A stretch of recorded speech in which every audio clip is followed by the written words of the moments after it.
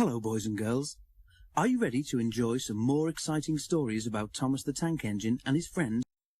These next stories are taken from the book Great Little Engines by Christopher Awdry, and the first one is called Patience is a Virtue. The thin controller held a letter in his hand. 6 little engines watched him anxiously. "Do you remember Tally Clin, your twin?" he asked Scarloy. "He is ill, so his controller is short of an engine. Now, I can't spare anyone until Duke is mended, but I want to suggest to him that one of us—" "Oh, sir, please, sir!" cried the engines excitedly. The thin controller held his ears. "You can't all go," he laughed. "I thought Sir Handel—" "Oh, sir," said Sir Handel happily. A few days later, Duke was taken to the works. Sir Handel's excitement grew. "I hope he comes back quickly," he said to anyone who would listen. "Don't be so impatient," his driver laughed. "There's a lot to be done. Your repairs took a long time, remember, and Duke is older than you." The weeks passed, and still Duke didn't come back. Sir Handel became more and more impatient. One day he was waiting at the bottom station when Gordon arrived. "I've been invited to Wales," Sir Handel told him importantly, "but I can't be spared until Duke is mended." "Quite right," said Gordon. "It's a great responsibility being indispensable." "Gordon says I'm, insensible," Sir Handel boasted to the others. They were amused, but not impressed. Summer came, and crowds of visitors came to the railway. Sometimes extra coaches were needed to carry them all. One day, Sir Handel's train was fuller than ever. When he reached the top station, he was exhausted. An enormous crowd of people was waiting on the platform for the last train home. "They must have come on earlier trains and stayed to picnic by the lake," said the fireman. "Never mind, we'll manage. It's all downhill now." But at the station near the waterfall, the platform was full too. "We need a shoehorn to get them all in," exclaimed the guard, scratching his head. "Still, we'll have to do it somehow. I'll take some with me in Beatrice." The passengers had enjoyed their day in the hills and didn't mind standing. They knew it would be only for a short while. The guard always checked tickets at the station by the waterfall. Today it was a long job, and before he had half finished, Sir Handel was growing impatient.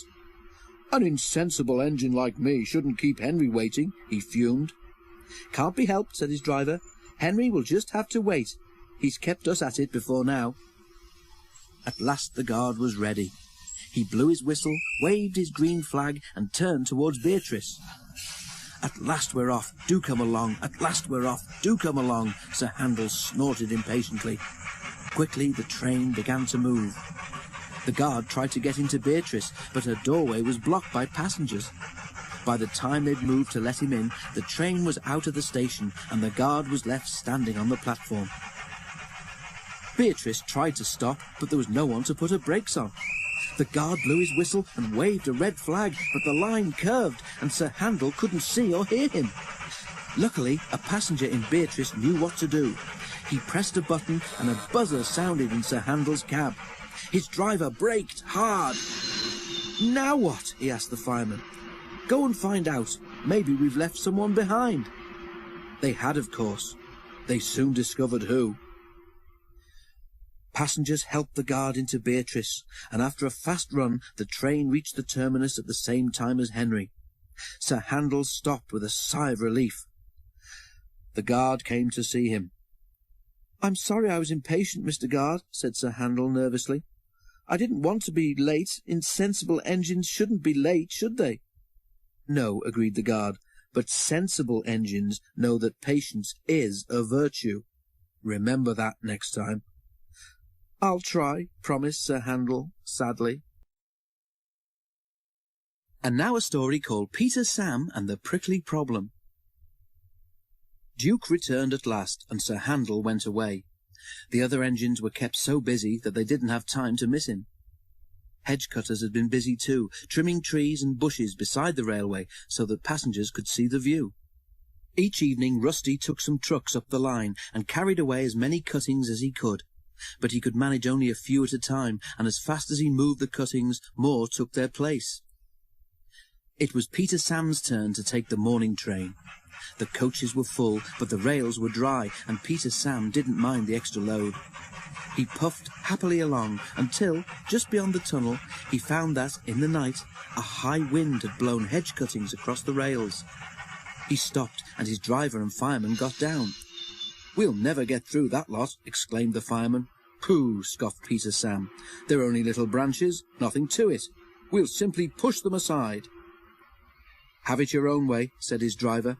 "If we stop to clear up properly, we shall be here for ages, and some of the passengers might miss their train at the bottom station." Peter Sam puffed bravely on. He went carefully at first, and the branches slid aside easily. Then came a stretch where the cuttings were brambles.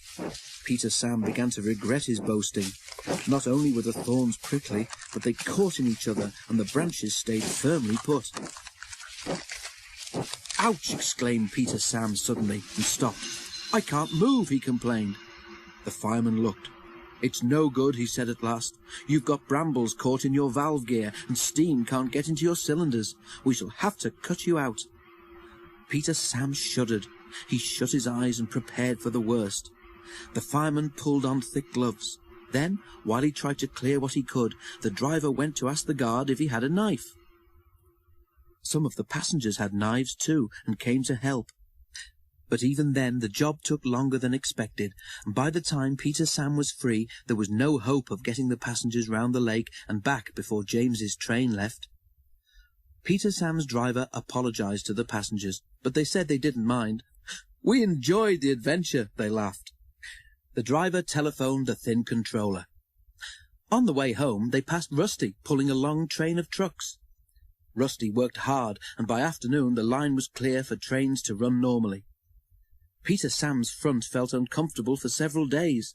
The others laughed and teased him. "Take a snowplow next time," they suggested, and they kept asking if he had a sharp knife in his cab. At last Scarloy told them to stop. "I really can't think what all the fuss is for," remarked Duncan innocently. "They were only little branches after all. Nothing to get prickly about, surely." The next story is called Pop Special. During the summer, a party of scouts set up tents in a field beside the line. They bustled about arranging things, but were never too busy to wave to the engines as they passed. "They've come for their annual camp," exclaimed Duncan's driver. "It's a sort of holiday for them. Their leader has been to see Mr. Hugh, and he says that the boys can work on the railway for us." "Sounds a funny sort of holiday to me," said Duncan doubtfully. "Lots of people do it," continued the driver. "The Tallyclin Railway, where Sir Handel has gone, has most of its work done like that. The scouts are going to help us. You know that place near the top station where the ditches are bad and we have to be careful when it's wet? Well, the scouts are going to put that right for us." The engines were pleased, because they didn't like having to slow down there in wet or frosty weather. It was anything but frosty at present. Each day the sun shone, and it became hotter and hotter, too hot even for holiday-makers to lie on the beach. Every train was full. The scouts were hot too. They rested thankfully as the trains passed, but their cheerful waves became wearier as the week wore on. On the final day of their camp, Duncan toiled uphill with the last train. He was looking forward to a rest under the trees at the top station. As Duncan neared the place where the scouts were working, he whistled to warn them he was coming. Then he saw a figure crossing the line in front of the train. Duncan's driver put a hand on his brake. "Steady on, Duncan," he warned. "It looks as if the scouts' leader wants us to stop for something."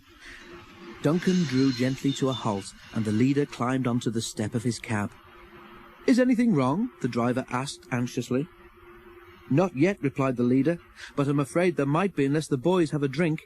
Can you drop off some pop or something when you next pass, please?" "No problem," replied the driver. "I'll see the refreshment lady when we reach the top station." But when they got there, the driver came back from the refreshment room with a long face.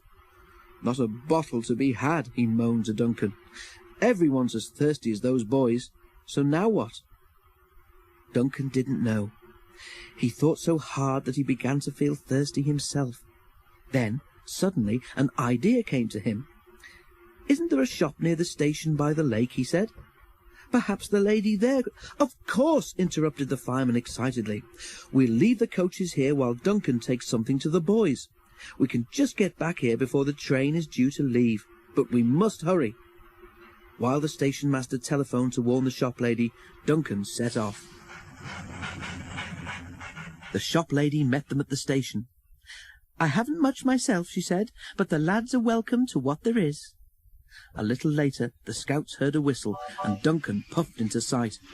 He stopped beside them, and his driver handed down the drinks. The scouts cheered him. "Not me," he told them. "It was Duncan's idea." So they cheered again, and thanked Duncan instead. "It's nothing," he said modestly. "You're helping us. It's only fair we should help you, too." Our next story is called Sir Handel Comes Home. Sir Handel was given a great welcome when he returned. It was too late for the workmen to unload him that night, so the engines asked if his truck could be put where he could tell them all about his adventures. "A real prince and princess came to see us," Sir Handel told them proudly. "They rode in a special train. Driver said they were given some books about us, written by someone called the Thin Clergyman, but I didn't really understand that." "I do," said Duke. "He and the Fat Clergyman were the ones who found me, and they put me in a book too." Peter Sam was impressed. "Did you pull the prince's train?" he asked Sir Handel. "No," replied Sir Handel. "I was spare engine. It poured with rain, and I got soaked. I pulled a special wedding train, though. We had to bring the coaches back very early in the morning. I've never been out at that time of day before." Peter Sam told Sir Handel about his tangle with the brambles. Sir Handel laughed. "I know what you mean," he said. "I had an adventure a bit like that just before I came away. It was a wet day, and I didn't want to go out, but driver said I must. Well, we set off. Luckily, the train wasn't very full, so we got on all right, even though it was raining. Then we stopped at a station." Sir Handel paused dramatically. "Go on," urged Peter Sam. "Just beyond the station," continued Sir Handel, "there was a steep bit and a curve. Well, it was wet, so naturally I was concentrating on getting up the hill." "Of course," agreed Rheneas gravely. "As we came round the bend, a tree suddenly seemed to jump out at me. I tried to stop, of course, but my wheels slipped on the wet rails, and I ran smack into the tree. It hurt, I can tell you." "It must have done," agreed Duke, and there were sympathetic murmurs from the others. "The tree didn't actually hit me in the eye," explained Sir Handel, "but driver and fireman made a great fuss about it. Next morning they put a bandage on my forehead and a black patch over one eye. Everyone laughed and said I looked like a pirate. Then I pulled a special train at something called an AGM. They even wrote a piece about me in their magazine." Sir Handel sighed happily. "Oh, it was great fun," he said. "Did you see my twin, Tallyclyn?" asked Scarloy. "He was in another part of the shed," replied Sir Handel. "The other engines told me that he's on the mend, and he'll be back at work soon. He's lucky. He's got a lovely railway." Sir Handel closed his eyes, remembering. "All the same," he added, "it's good to be home."